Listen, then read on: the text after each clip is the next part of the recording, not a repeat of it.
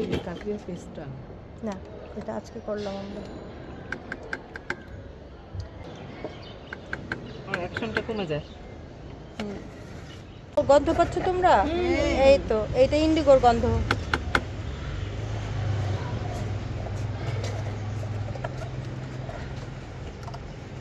এক কাজ করেন ভাইয়া, ওই যে যেটাতে আবার গুলাবেন।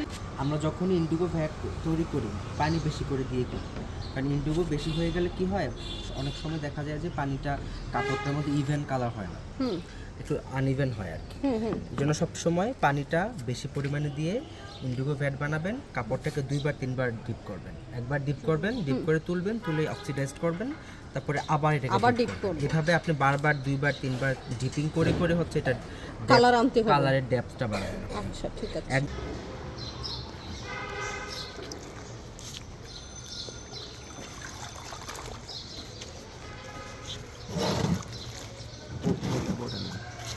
আপু বোল্টন নেই। ওইটা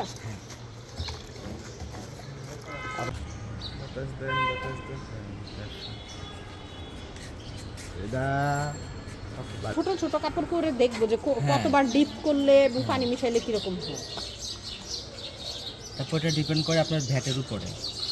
ভ্যাট আসলে ভ্যাট কতটুকু ইন্ডিগো এর মধ্যে আছে, আপনার ইন্ডিগোর কোয়ালিটি কেমন, সবসময় ইন্ডিগো ইয়ে থাকে না, ভালোটা আসে না। Wow wow,